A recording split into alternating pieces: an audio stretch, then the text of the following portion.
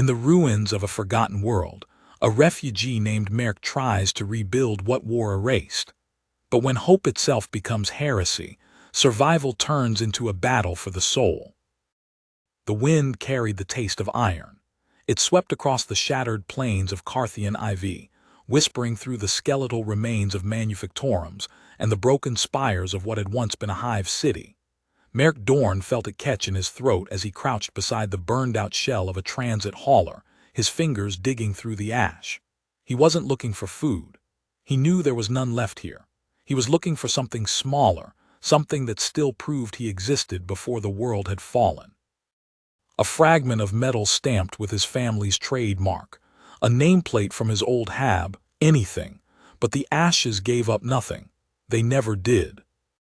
The bombardments had ended 3 standard years ago, though no one knew exactly who had won.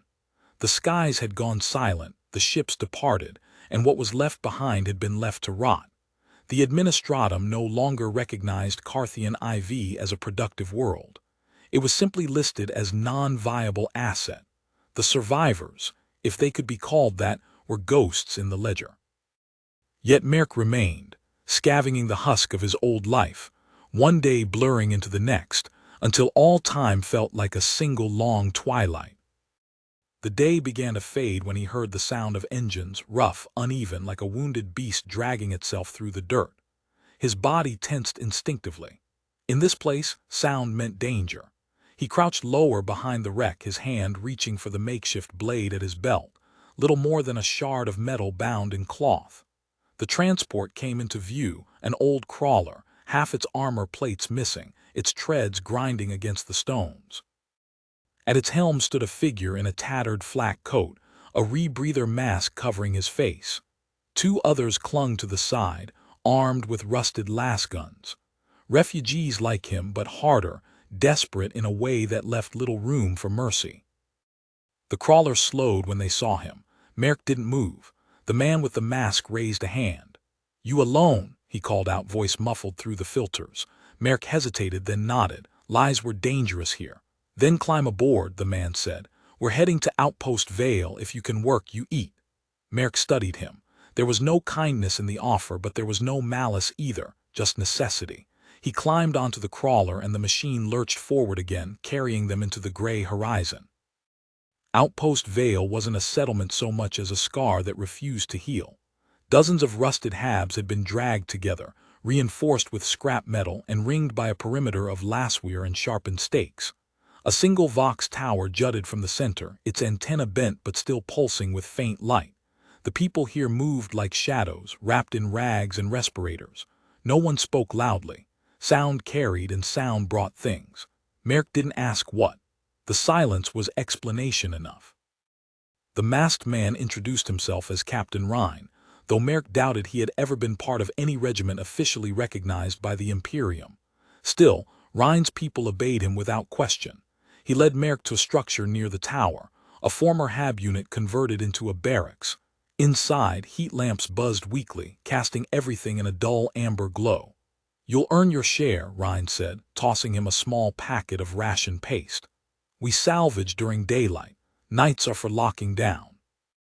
You see lights in the wastes, you turn away. You hear voices, you don't answer. You hear your name, you pray it's a dream." That night Merc lay awake on a cot made of twisted wiring, the words echoing through his skull. "You hear your name, pray it's a dream." Outside, the wind howled through the scrap walls, carrying with it faint whispers that almost sounded human. He told himself it was the wind, nothing more. But when the sound came again, clearer this time, a voice low and familiar, he sat up. It was impossible, yet he knew that voice. It belonged to his wife, Alessa, the woman who had died in the bombardment. The whisper came again, closer, as though standing right outside the door. "Merc, come home." His pulse hammered against his ribs. He wanted to rise to look, but fear held him pinned to the cot until exhaustion took him. At dawn, Rhine's crew assembled for salvage duty. The light was dim, filtered through clouds that had not parted in years. They set out toward the ruins of Hive Varnes, a maze of crumbled spires and collapsed walkways. As they searched, Merc found a data slate buried beneath debris. Its screen flickered weakly, displaying a single line of text: Project Helios transfer incomplete. Before he could study it further, one of the scavengers shouted for help. They gathered around a fissure where the ground had caved in, revealing a buried chamber beneath the ruins. The air that rose from the fissure was cold wrong. It smelled faintly of ozone and rot. Rhine ordered 2 of his men to lower themselves in. Minutes passed. Then came the first scream, cut short but sharp enough to make Merck's stomach twist. Rhine cursed and gestured for the rest to pull the line back up. What emerged was not human anymore. The body was gray, stretched thin, eyes black pits that wept fluid like oil. The second man never came back up. "Seal it," Rhine said through clenched teeth. "We're done here." They returned to Outpost Vale before sundown, the group quieter than before. Merck couldn't stop thinking about the data slate, the strange words it held. That night, as the wind rose again, he dreamed of a light buried deep beneath the hive, a light that pulsed like a heartbeat. He woke with a start to find his cot vibrating slightly. The others were asleep, but the hum was real, faint yet distinct, coming from the ground below. He followed the sound to the corner of the barracks, where the metal flooring had cracked, revealing a narrow gap. The hum grew stronger as he leaned closer, and underneath it, barely audible, a whisper, his name again, Merck. He froze, every muscle taut. It wasn't like before. The voice wasn't pleading this time. It was commanding. "Come." The lights flickered. For a moment, the entire outpost seemed to exhale. Then the power failed completely, plunging everything into darkness. Merck staggered back toward his cot, heart pounding, when he saw a shape moving in the dark, illuminated by the faint red glow of an emergency lumen. A figure stood by the door, thin and trembling. Alessa. Her face pale, eyes hollow, the same burned scars he had buried 3 years ago. "You left me," she whispered, voice cracking like static. "You left us to burn." He couldn't breathe, couldn't speak. Her image flickered, glitching like a broken hololith. Then came the sound of distant alarms, short, stuttering before cutting out entirely. The air grew heavy, vibrating with unseen energy. Alessa's shape began to unravel, her body dissolving into threads of white light that coiled through the room before plunging into the crack in the floor. Merck fell to his knees, clutching his head as the hum beneath the ground deepened into a low, resonant pulse. All around him, others began to stir, murmuring, confused, afraid. And then, faint but unmistakable, the same voice that had called his name now spoke through the Vox tower above the outpost, in a dozen overlapping tones. "We remember you, Merck Dorn." The lights flared back to life. The hum stopped. Silence fell. But the air was different now, charged, as though the entire outpost had been rewired in an instant. When Rhine burst into the barracks moments later, weapon drawn, Merck could only point toward the crack in the floor where the glow still pulsed faintly like a dying ember. Rhine followed his gaze and swore softly. "Whatever you woke up," he said, "it's older than any of us." Outside, the wind began to shift. Somewhere beneath the ruins of Carthian IV, something had started breathing again. The following dawn came without light. A gray haze rolled in from the northern ridges, swallowing the horizon in shadow. The Vox tower that stood at the heart of Outpost Vale had fallen silent after the night's disturbance. Even the hum of the generators was gone, their rhythmic thrum replaced by a faint vibration that came from somewhere deep underground, like the pulse of a buried heart. Merck Dorn had not slept. He sat at the edge of his cot, staring at the hairline crack in the metal floor where the glow had faded hours ago. The air still carried a residual warmth there, a faint reminder that what he had seen, or what he thought he had seen, had not been a dream. Captain Rhine entered the barracks with his usual deliberate stride, mask hanging loose around his neck for once, revealing a face drawn thin by years of malnutrition and sleepless vigilance. He looked at Merck, then at the others who huddled together, waiting for him to speak. "We've lost power to the perimeter grid," he said simply. "The tower's dead.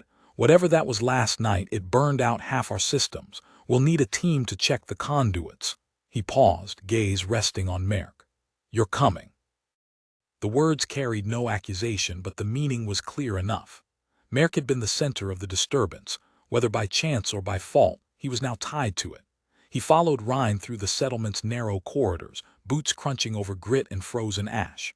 The air smelled faintly of rust and ozone, an acrid tang that burned the throat. From somewhere within the wastes came a low, droning wail that could have been wind, or something mimicking it.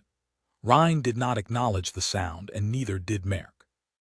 They reached the lower conduits by way of a collapsed passageway that led beneath the old Vox Tower. The metal walls here were warped, streaked with soot from some long-ago explosion. Rhine's light cast wavering shadows over the bulkheads, illuminating faded sigils painted in yellow, the mark of the Adeptus Mechanicus. Merk's eyes followed the lines of cabling that disappeared into the darkness ahead, many of them torn open, exposing veins of copper and fiber that pulsed faintly like living tissue. Rhine knelt beside a junction box and pried it open. "Something S feeding on the current," he muttered, "powers being redirected." Merk crouched beside him, tracing one of the glowing lines with a trembling finger. It was warm to the touch. "Where does it go?" he asked. Rhine gave a slow shake of his head. "Down, always down." They followed the cables deeper until the tunnel opened into a wide chamber, the air thick with dust motes that danced in their light beams. In the center stood a machine, no, a shrine built around one. Its core was a cylinder of black metal covered in layered scripture, the letters carved deep and filled with a dull crimson light. Dozens of cables connected it to the walls, disappearing into the stone like roots seeking blood. Merk felt his skin prickle as he approached. "You ever seen anything like this?" Rhine remained silent for a long time, studying the structure. "In the deep holds on Vaskra Prime," he said at last, "we found something similar, old Mechanicus relics buried under the hives. They said the tech priests used them to speak to the machine spirits. But this—" he stepped closer, frowning. "This isn't standard pattern, it's alive." Before Merk could respond, the machine emitted a faint sound, barely more than a breath, a whisper threaded with static. His name, Merk Dorn. It came again, this time clearer, and the chamber lights flickered as though the machine had drawn the current directly from their packs. Rhine staggered back, weapon raised, scanning the shadows. "Who's there?" he barked. The only reply was the hum deepening into a rhythm, a heartbeat echoing off the metal walls. Merk felt something move beneath the floor, something vast, shifting, stretching like a sleeping beast disturbed from its slumber. The vibration spread upward through his boots, up his legs, into his chest until he could feel it sinking with his own pulse. The walls began to sweat condensation, and with every pulse, words appeared faintly across the metal surfaces, words he could not understand, letters from no alphabet he had ever seen. Rhine cursed under his breath and grabbed Merk by the arm. "We're leaving now." They retreated up the tunnel, the light from Rhine's lamp stuttering as the air around them thickened with static. Somewhere behind them, the hum swelled into a low moan that seemed to fill every surface. The noise pursued them all the way to the upper hatch, fading only when they sealed it behind them. For a moment, neither man spoke. Then Rhine turned, voice tight with unease. "You didn't touch it, did you?" Merk hesitated. "It said my name." Rhine's expression darkened. "If it speaks, it listens, and if it listens, it remembers." He left without another word, leaving Merk alone by the sealed hatch. That night the whispers returned, no longer one voice but many, layered atop one another, murmuring fragments of thought in the dark. Merk sat awake by the heat lamp, trying to block them out. He could make out phrases now, as though the voices were learning his language. "We remember the fire, we remember the hands that built us. We remember your blood, Merk Dorn." His heart pounded. He pressed his palms against his ears until the words faded into the wind. When he looked up, he saw movement beyond the window, a shape standing at the edge of the perimeter wire, tall and thin, its head tilted slightly as if listening. The instant he blinked, it was gone. By morning, the outpost was on alert. 2 sentries had vanished during the night, their rifles found near the northern gate, barrels fused by extreme heat. No footprints, no struggle, only the faint scent of burned metal lingering in the air. Rhine ordered the gates sealed and doubled the patrols.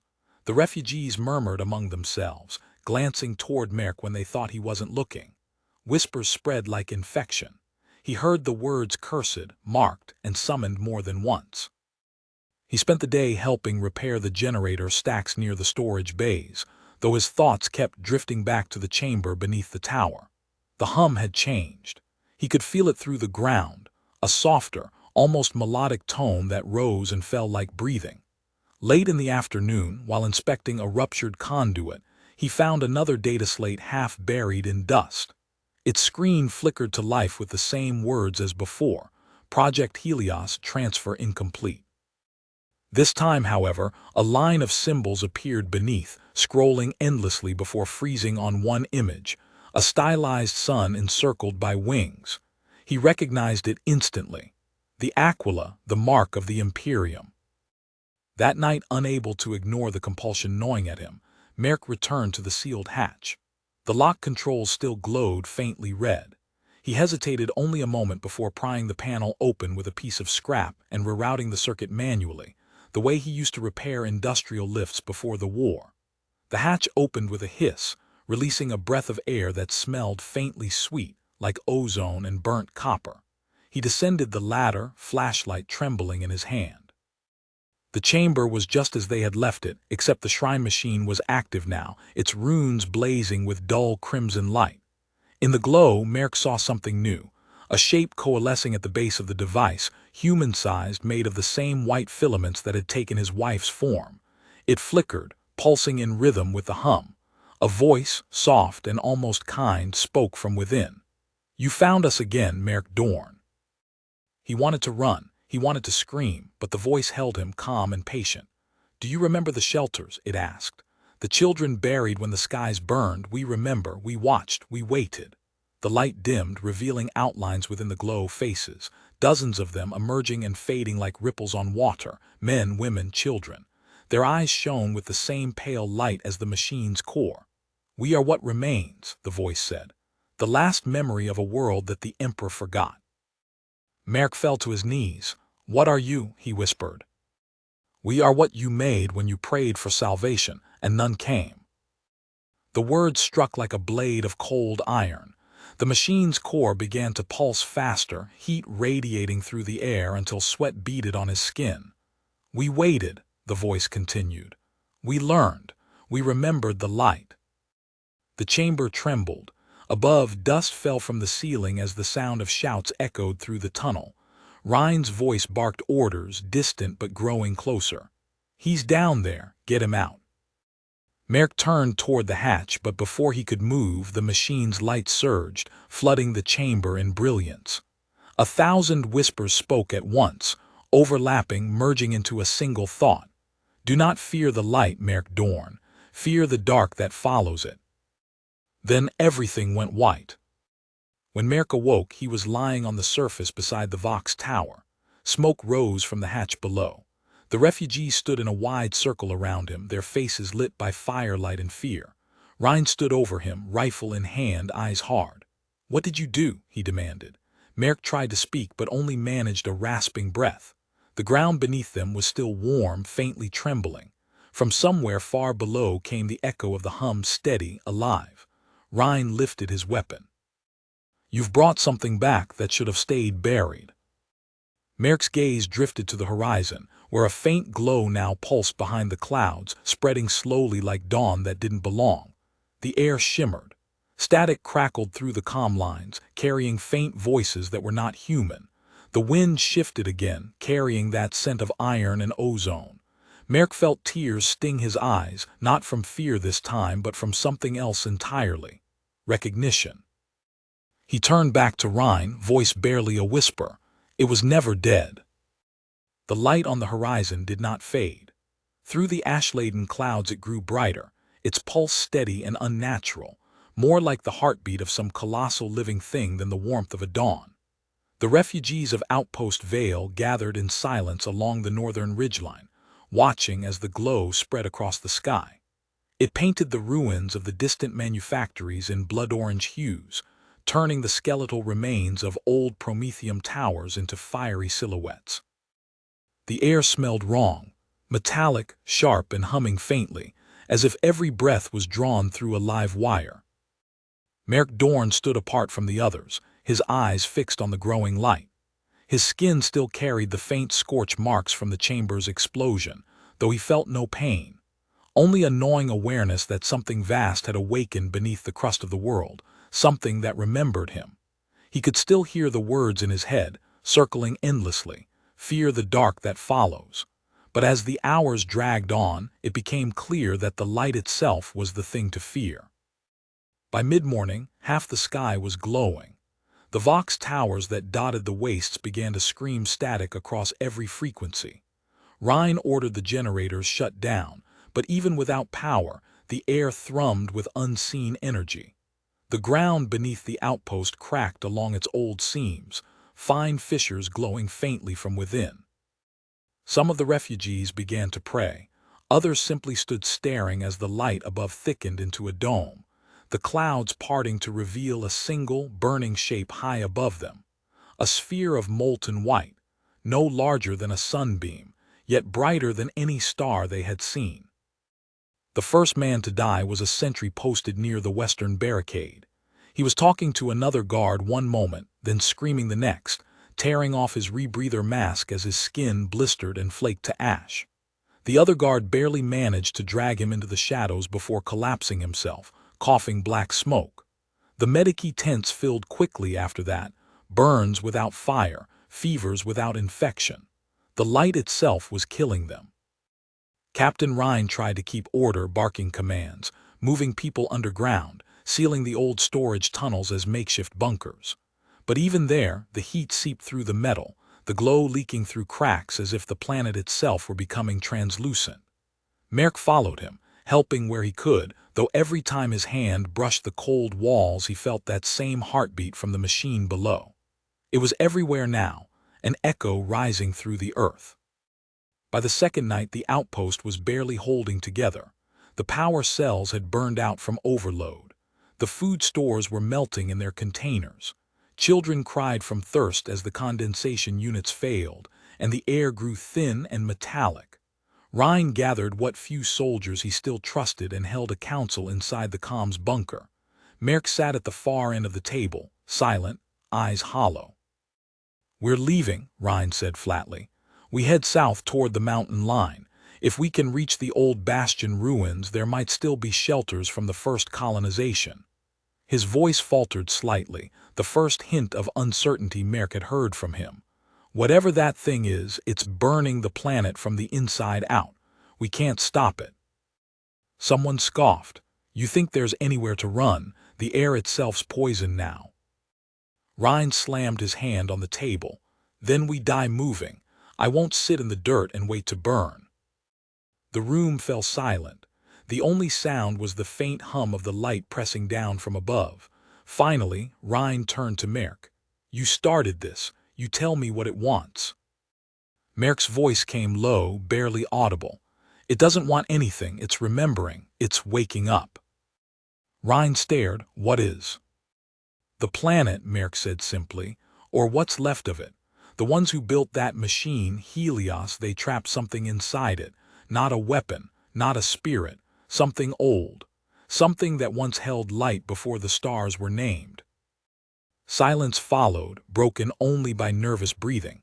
Someone muttered, "You sound like one of those hive preachers." "I saw their faces," Merc continued. "They weren't demons, they were human once. The ones who died here before the war, they built it to hold the sun." Rhine rose slowly, eyes narrowing. "Then why does it call for you?" "I don't know." But that was a lie, and Merc knew it. Deep inside he understood that his blood, his voice, something in him was a fragment of what that machine remembered. The child he once had, the wife whose image the light had mimicked. Perhaps their deaths had marked him, carved a connection between his grief and whatever lay beneath the earth.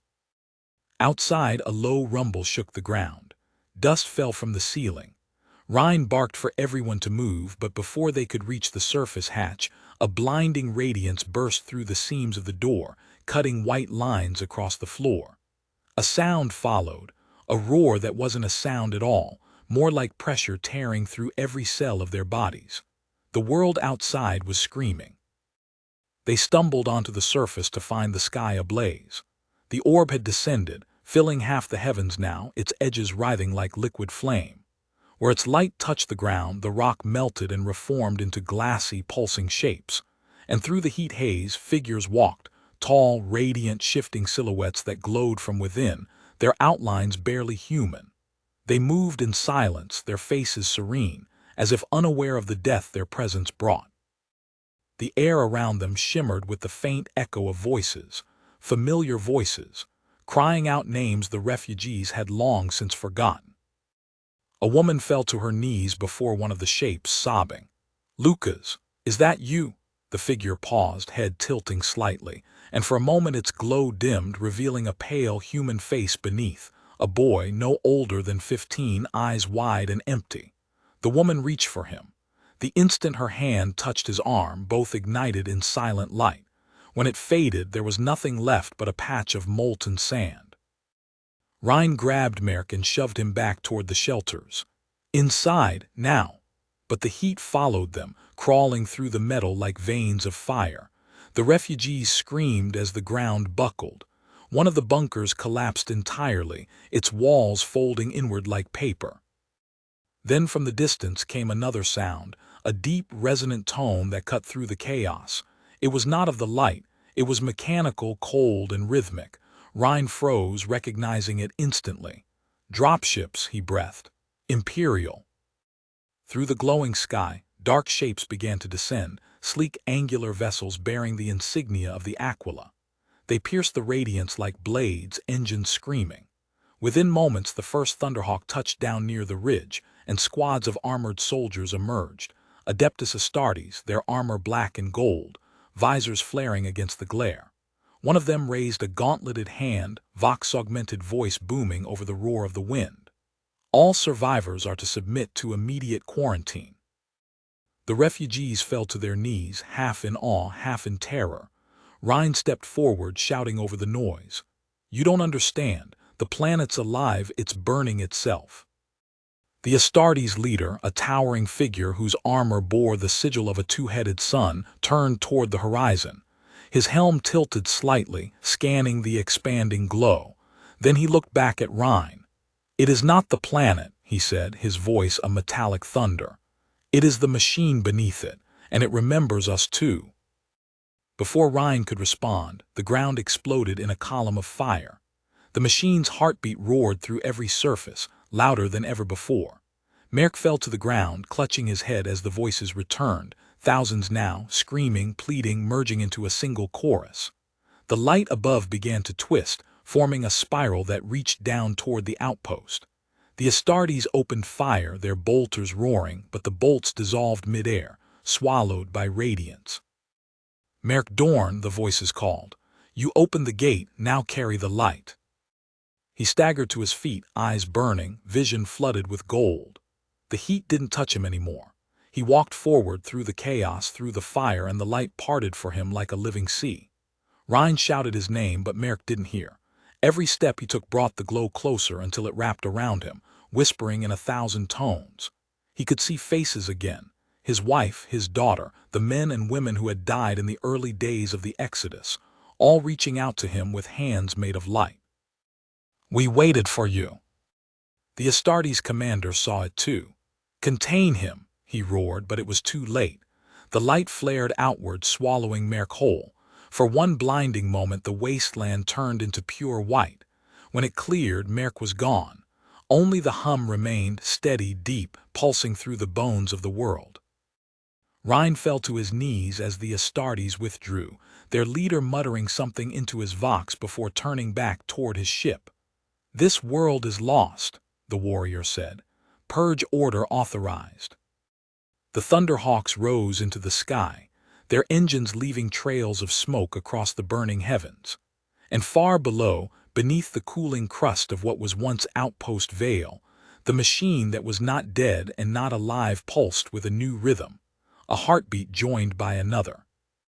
There were no stars left in Carthian sky. The Astartes had scorched them out of view with their orbital fire, and what remained above was a ceiling of ember-colored ash that never stopped moving. Days and nights bled into one long twilight. The bombardment had ceased, yet the echoes still rolled through the wastes, muffled by distance and grief. Outpost Vale was gone. Of its hundreds of inhabitants, perhaps a dozen had survived the firestorm, and even those were shadows now, half-starved, half-insane, wandering the glass plains that had once been their home. Rhine was one of them. His flak coat was torn to ribbons, his rebreather long broken. The air burned his lungs when he breathed too deeply, but he no longer coughed. He had stopped doing that days ago, when he realized there was no one left to answer. The silence of Carthian IV was total, as if the world had been wrapped in a shroud of glass that trapped every sound before it could escape. Still, he walked, because motion was all that kept his mind from splintering. He told himself he was heading south, toward the mountain line, just as he had planned before the sky fell apart. But he knew that was a lie. There were no mountains anymore, only shards of what had once been. When the third dawn came, or what passed for dawn, he saw movement on the horizon. At first he thought it was another hallucination, one of the many the radiation had gifted him. But as he crested the ridge of melted ferrocrete, he saw figures moving against the light. 3 of them, 2 walking, 1 carried between them on a makeshift stretcher of scavenged plating. Refugees, alive. Rhine felt something break inside him, something dangerously close to hope. He slid down the ridge, boots cracking the glass beneath him, and approached slowly. The pair saw him and froze. One raised a lasgun that looked 1 shot away from falling apart. The other dropped the stretcher and pulled a knife. "I'm not here to take from you," Rhine said hoarsely, raising his empty hands. His voice was rough from disuse, half swallowed by the respirator static. "Name's Rhine. I led the salvage crews from Vale." At the mention of the name, one of them, a woman with short-cropped hair and burned cheeks, lowered her weapon slightly. "Vale's gone," she said flatly. "We saw the fire from 2 sectors away." "I know," Rhine replied. His gaze drifted to the figure on the stretcher, a man thin, pale, unmoving. "Who's he?" "Name's Rull," she said. "He was part of the Eastern dig teams. Something hit him during the quake. He's been half dead since." Rhine crouched beside the man. His skin shimmered faintly beneath the grime as if light pulsed just under the surface. He reached out, hesitated, then brushed 2 fingers along the man's wrist. There was a pulse, but wrong, uneven, mechanical almost. "He's not dying," Rhine murmured. "He's changing." The woman frowned. Changing into what? Before Rhine could answer, the wind shifted. The air temperature dropped sharply, and for the first time since the fires, the world went quiet, truly quiet. No hum from the ground, no distant rumble, just silence. Then came the sound of something moving beneath the surface, like a massive chain dragging across stone. The others looked around wildly. Rhine felt it too, a vibration rising through the soles of his boots, steady and rhythmic. "Run," he said, his voice low but firm.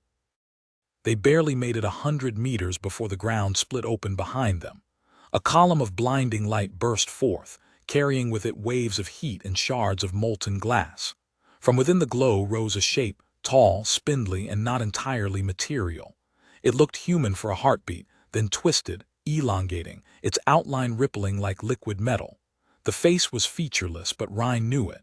Everyone who had survived Carthian knew that shape now. Merc Dorn. Or what was left of him.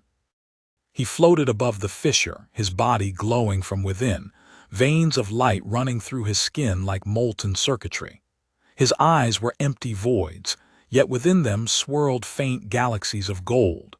The air trembled around him, distorting with every breath he took. Rhine, the voice was not his own. It was layered, a dozen tones overlapping, echoing from every direction. "You shouldn't be here." Rhine staggered back, shielding his face from the heat. "What are you?" "I am what was buried," Merc said, or the thing that bore his voice did. "Helios remembers. It remembers every soul it consumed, every name, every pain. I carry them now." His gaze drifted toward the unconscious man on the stretcher. "And it's not finished." The woman fired her lasgun instinctively. The beam hit Merc square in the chest and vanished, swallowed by the light. The air around him pulsed, and the ground beneath her feet rippled outward like water. She screamed as the earth swallowed her whole, leaving only a faint impression in the glass. Rhine froze. "Stop, please, he's innocent." "There are no innocents left," Merc said softly, "only echoes." He raised his hand and the glow around the dying man intensified. Rull's body arched, convulsed, then went still. His eyes snapped open, white, empty. When he spoke, it was with Merc's voice layered atop his own. "The light spreads," he whispered. "The world wants to be remembered." Then the fissure widened again, and both figures, the one above and the one below, dissolved into it, vanishing in a surge of heat that knocked Rhine off his feet. When the dust settled, there was no sign of them. Only the faint hum returned, stronger now, deeper, vibrating through every bone in his body. Rhine rose slowly, alone again, and looked toward the horizon. The light there was moving, flowing across the ground like liquid fire, consuming everything it touched. But it wasn't destruction this time. It was transformation. The burned plains were reshaping into smooth, crystalline structures that pulsed faintly with internal glow. The planet was rebuilding itself, rebirthing. And it was using what remained of humanity to do it. He turned and began to run, driven by pure instinct. The landscape blurred past him. Ruined transports half melted into the ground, skeletal remains of towers that now shimmered like glass sculptures, fragments of hab walls turning translucent as the light crept across them. He reached a ridge overlooking the valley where Vale had once stood and stopped. There was a city there now. Not the one that had burned, but something entirely different, an expanse of geometric spires and flowing arcs, all glowing faintly from within. Shapes moved between them, humanoid perhaps, though their bodies shimmered like mirages. The air above the city pulsed with the rhythm of the heartbeat he'd been hearing since the chamber's opening. And from its center, a column of light rose high into the black sky, straight and unwavering, piercing the cloud cover. Rhine fell to his knees, overwhelmed by awe and terror. The city was beautiful in a way no human mind should have been able to perceive. Perfect symmetry, colors beyond sight, sound that was almost emotion itself. And yet beneath it all was a sense of hunger and incompleteness. The planet wasn't alive. It was searching for the life it had lost. He didn't remember falling asleep. When he woke, the glow had dimmed and the valley was empty again. The city remained silent, waiting. He stood dizzy and realized he wasn't alone. A figure stood at the base of the ridge, watching him. Not glowing this time, not burning, just human. A young woman, wrapped in a cloak made of ash-gray fabric, her face gaunt but her eyes sharp. "Captain Rhine," she said, her voice carried oddly clear even through the thick air. "You were hard to find." He stared. "Who are you?" She smiled faintly. "An observer, or what's left of one. We served the same masters once." He frowned. "The Imperium." "No," she said quietly, "Helios." The word struck him like a hammer. "You built it." Her gaze turned toward the valley. "Not built, buried. We thought we could contain it. We were wrong." She looked back at him, and for the first time he noticed the faint glow beneath her skin, the same light he'd seen in Merc. "It's rewriting us, Captain, all of us. It wants to be whole again, and we are the fragments it needs."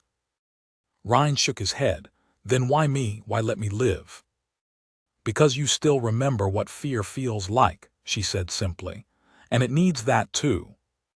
She began walking toward the valley, her figure fading into the haze.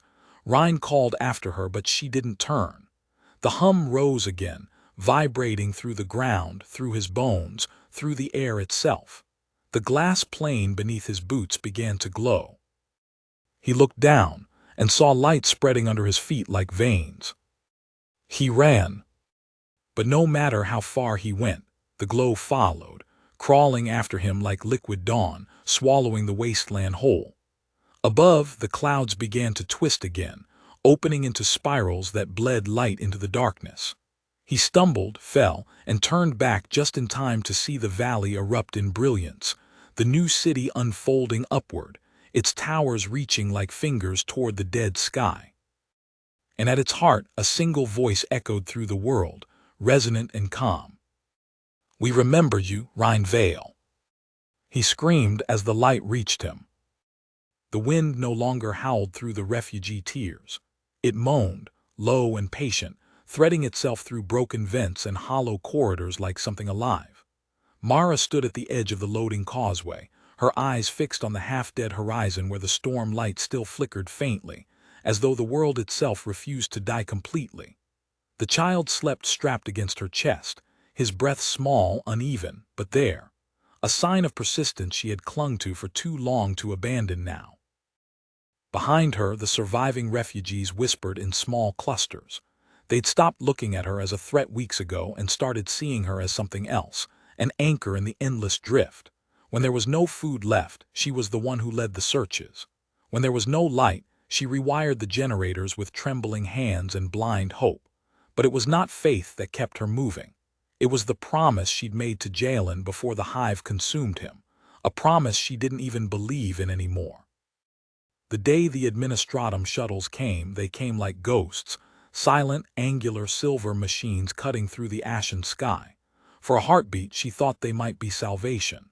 Then she saw the red of the Mechanicus sigils, the glint of servitor skulls, and she knew the Emperor's mercy did not reach this far. The men who disembarked were not rescuers. They were auditors, and their task was not to save but to count the dead. Mara stood before them, back straight despite the exhaustion gnawing at her bones. The tallest among them, a man with half his face replaced by bronze plating, read from a slat of data parchment without looking up. Population report, Hive Theta 7, deemed non-viable. Survivors to be reclassified as transitory assets pending reassignment to labor sectors. All miners to be catalogued and redistributed per imperial edict. She didn't understand all the words, but she understood enough. The moment his eyes flicked to the bundle strapped to her chest, something ancient and savage woke inside her. "He's not yours," she said. The words came out soft, almost kind, but there was iron underneath. The man didn't flinch. By decree, all dependents of deceased workers fall under Imperial. Her hand moved before she knew it. The shard of metal she'd been using as a tool became a weapon in her grip. For a breath, the world was still. Then one of the soldiers raised his rifle, and the silence shattered. The next few minutes were fragments, smoke, the sound of someone screaming her name, the child crying, the cold taste of blood. When she woke, the shuttles were gone and most of the others were dead. The survivors wouldn't look at her, some out of fear, others out of guilt. But the child lived, and that was enough reason for her to keep walking. They left the ruined hive behind before dawn, following the blackened veins of old train lines until the sun broke weakly through the ash clouds. It was there, in the wasteland, that she met the one man who hadn't turned away from the ruin of humanity, the preacher. He wasn't a priest of the ecclesiarchy. His robes were tattered, his sermons strange. He spoke of light not as salvation but as memory, of the Emperor not as a god but as the last echo of human courage. "You've carried him long enough," he told her once, watching the sleeping child. "You think the weight is his, but it's yours. You're carrying the hope of a world that doesn't exist anymore."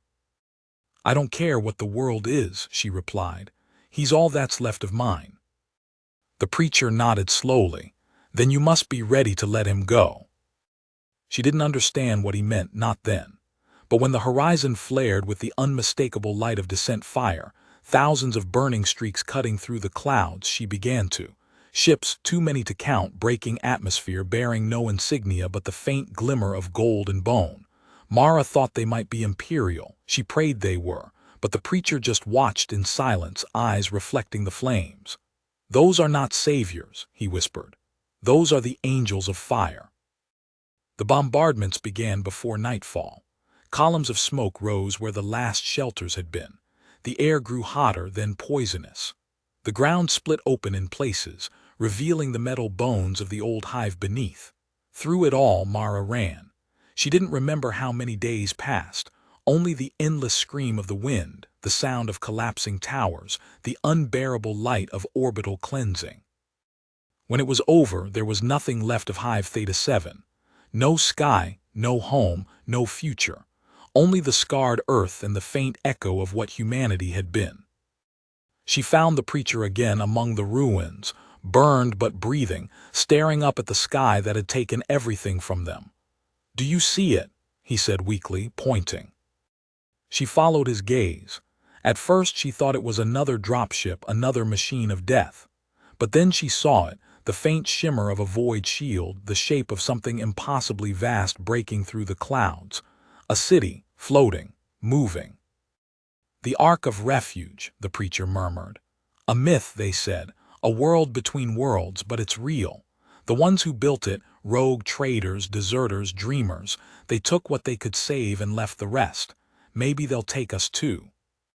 Hope, it was a dangerous thing. And yet, against every warning, she let it take root. They journeyed for what felt like weeks, through wastelands that had forgotten the sun, across skeletal bridges, through oceans of dust. Along the way, more survivors joined them, tattered, broken, but alive. For the first time since the collapse, Mara saw something like humanity flicker again. People sharing water, carrying each other when their legs gave out, whispering names of those they'd lost as if the words themselves could keep them alive.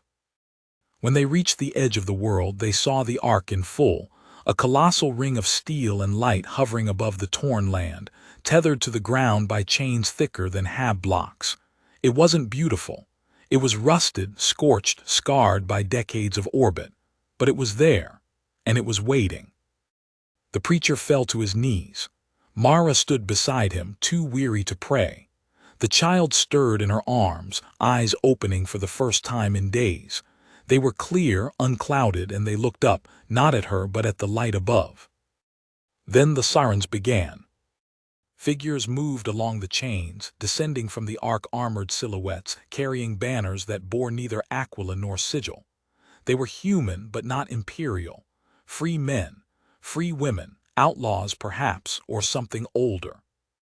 "Mara Wren," one of them called out. His voice carried over the wind. "You are carrying a child not born of this world." Her blood went cold. "What do you mean?" "The boy," the man said, "he carries a mark. Not of the Emperor, not of chaos, something in between. You've brought us the one thing we've been waiting for." The child began to cry then, a sharp, piercing wail that seemed to cut through the air itself. The preacher tried to rise, but his strength failed him. The soldiers didn't move closer. They only watched. Mara clutched the child tighter, heart pounding. "What are you?" she demanded. The man's answer was simple. "We are the ones who refused extinction." The ark's lights flared brighter, and the ground began to tremble. She didn't understand what was happening, but instinct screamed that whatever it wasn't salvation. Not yet. She turned to run.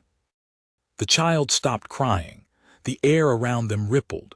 And then from the blackened horizon, something vast began to rise, metallic wings unfurling, old machinery groaning awake. The bones of the hive, she realized, weren't bones at all. They were engines. Engines of a world that refused to die. The sky tore open.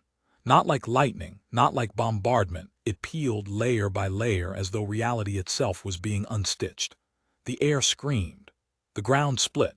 And from the fissures of the dead hive rose the machines, the engines that had slept beneath the world since before any imperial record. Great metallic forms, buried beneath centuries of ruin and ash, coming alive with groans that sounded almost like grief. Mara stumbled backward, clutching the child tight, the preacher's cries lost to the thunder of the awakening earth. The refugees scattered in panic, but there was nowhere to go. Every direction led to ruin. The figures from the ark, those strange soldiers without sigils, watched in silence. Their leader, the one who'd spoken her name, lowered his weapon and bowed his head as the first of the colossal engines pulled itself free from the dirt. It was not a titan, not anything she'd ever seen. It had the shape of a city made flesh, 1,000 windows glowing like eyes, a body of collapsing spires and armor plates blackened with centuries of soot. Beneath it, fire churned, not holy or demonic but mechanical, ancient, as if the world's buried heart had begun to beat again. The preacher fell to his knees beside her, his voice trembling. "The children of the ash," he whispered. "The planet's last guardians. They weren't destroyed, they were sleeping." Mara could barely hear him. Every breath burned, the air tasted of iron and lightning. "Guardians?" she managed. "Then why does it feel like they're angry?" He didn't answer. Above them the ark shifted position, its engines roaring to life, its chains straining as though trying to break free from the world below. The leader of the soldiers turned toward the machine and raised his arm in salute. "They're not angry," he said. "They're waking because he's here." His eyes flicked to the child in Mara's arms. She felt the boy stir again, restless, as if something deep within him resonated with the world's tremors. His skin glowed faintly under the soot and dust, veins pulsing with light. She wanted to deny it, to tell herself it was fever or exhaustion, but when he opened his eyes, she saw it. They weren't human anymore. They reflected the same burning hue as the machines rising around them. The soldiers began to chant, words lost to the wind but heavy with reverence. The preacher backed away, horror dawning across his face. "They'll take him," he said. "They'll use him. Whatever that child is, whatever he carries, it's not meant for us." The engines bellowed again, and from the heart of the storm a new sound joined them, a deep, rhythmic pounding like drums. The preacher froze. "They're calling the ark," he whispered. "They're trying to wake it." The leader turned toward Mara. "You can run," he said softly, "but the world you leave behind will follow you. The child cannot hide from what he is."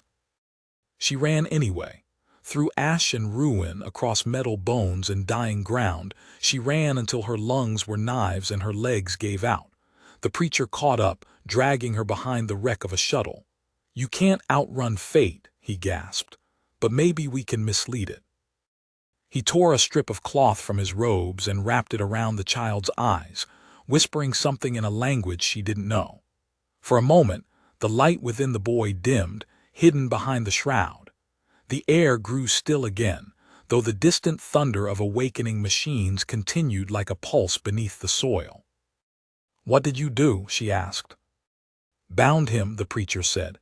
"Not forever, but long enough for you to choose." "Choose what?" "Whether he'll be a weapon or a savior." They moved north, following the ruins of the Magril, passing through canyons carved by bombardment. The refugees had scattered entirely. Only a few joined them, faces hollowed by hunger and fear, eyes half dead. But Mara didn't look back. The child was quiet now, sleeping without sound, as if the storm had taken his voice. Days passed in fragments, dust, silence, the taste of cold metal when the rain came. The preacher spoke little, his strength fading. Once, when she found him collapsed against a rusted column, he pressed a data slate into her hands. "If I don't make it," he rasped, "find the coordinates inside. It's the path to the ark's heart." "You think I'll go there after what they did?" "You'll have to," he said, "because they'll come for him. And when they do, that place will be the only sanctuary left." He didn't last the night. Mara buried him beneath a fallen rail beam, whispering no prayer, just a thank you, quiet and raw. The next morning she followed the coordinates. The route led her through a valley of collapsed towers, where old banners of the Imperium hung in tatters. The words were unreadable now, but she knew their weight. Glory, obedience, faith. Hollow words for hollow men. She stepped through their shadows and kept walking until the air began to shimmer again, the edge of the ark's tether fields. There were others there. Refugees, scavengers, deserters, thousands of them. They gathered at the base of the chains, staring up in awe as small craft descended from the ark, ferrying people upward. The rumor had spread, salvation at last, but Mara saw the truth the moment the soldiers appeared again, the same faceless ones who had called the child by name. They weren't rescuing anyone. They were choosing. Each person was scanned, measured, categorized. Those deemed worthy were taken aboard. The rest were left in the dirt, forgotten before they'd even turned away. When Mara approached, the scanner flared red the instant it passed over the child. The soldier raised his hand to stop her. "He's not allowed." "He's just a baby," she said. The soldier hesitated. Then in a low voice he said, "That's exactly the problem." Behind him the leader emerged again, older now or maybe just more burdened. "Mara Wren," he said, "you should have stayed hidden." She glared at him, her throat dry. "Tell me what he is." He looked at the child for a long time. "A remnant," he said at last. "A bridge between what we were and what we're becoming. The last spark of something the Mechanicus tried to erase. A fragment of the world's machine soul, reborn in flesh." She didn't understand, not fully, but she understood enough. "You mean he's not human?" The man's eyes softened. "He's more human than any of us left." The crowd began to stir, sensing the tension. Someone shouted. A weapon discharged. The refugees surged forward, desperate to reach the shuttles. In the chaos, Mara turned and ran again, clutching the child as bullets and screams filled the air. The ground shook as one of the great chains snapped loose, crashing into the earth with the force of an orbital strike. Above, the ark shifted, tilting, its engines flaring unevenly. A storm of debris rained down, crushing those too slow to move. Mara ducked behind a broken transport, shielding the child as metal and fire fell around her. When the noise finally faded, the ark hung lower in the sky, crippled, bleeding light. She looked down at the boy. His eyes glowed again, the cloth burned away. And then she heard it, a voice, not with her ears but inside her head. A child's voice, small and clear.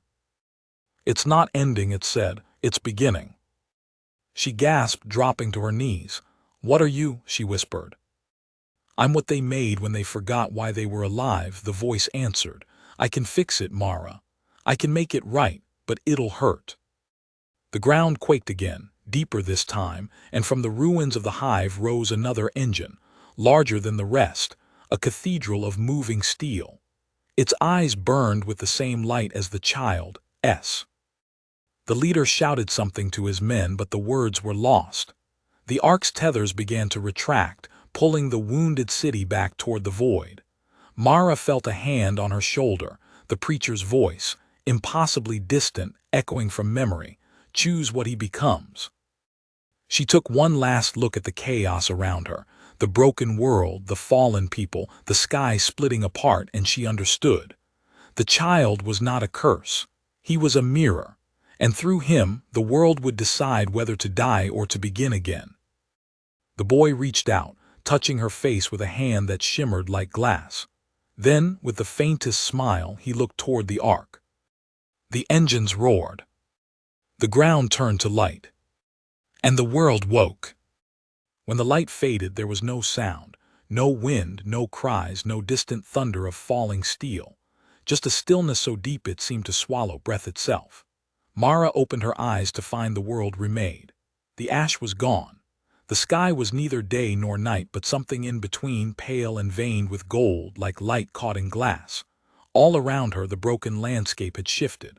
Towers once collapsed now stood upright, though they gleamed with impossible symmetry, their edges too perfect to be human work. The air shimmered faintly, alive with motion she couldn't see but could feel, a vibration that made her heart ache and her bones hum. The child was standing a few paces away, though she didn't remember letting him go. He wasn't glowing anymore, but something about him had changed. His skin was pale as new steel, his eyes deep pools of shifting color, fragments of worlds flickering within. He looked at her with recognition and something like apology. "Mara," he said. His voice was quiet but rang through the air like a bell. "It's not over, but it's different now." She rose unsteady. "Where are we?" He turned toward the horizon. The ark hung above them still, but it was no longer tethered. It drifted freely, its hull radiant with light, its wounded sections healed. Beneath it the land was moving, slowly, deliberately. The shattered world had come alive, reshaping itself like a living thing. "This is what was left when the fire burned everything else away," the boy said. "The bones of the world and the memory of what it wanted to be." Mara shook her head. "You did this." He looked down. We did. You carried me long enough to remember what hope feels like. The world remembered too. The ground rippled beneath their feet. Figures began to emerge from the horizon, first in twos and threes, then in hundreds. Refugees, soldiers, children, even the broken remains of servitors flickering back to life. All of them drawn toward the light of the ark. The machines that had risen from the ash now stood like guardians around the new city, silent but alive, their eyes watching without malice. The preacher's words came back to her then, whether he'll be a weapon or a savior. She looked at the boy, no longer a baby, but not yet something she could define. What happens now?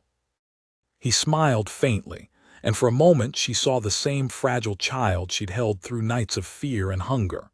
Now, we decide what it means to be human again. She wanted to believe him, but in the distance beyond the new horizon the light began to flicker, dark shapes moving against it. Ships, dozens, then hundreds. Some bore the black sigil of the Imperial Aquila, others the jagged markings of chaos, and between them strange, angular vessels of unknown make, gliding like shadows. "They're coming," Mara said softly.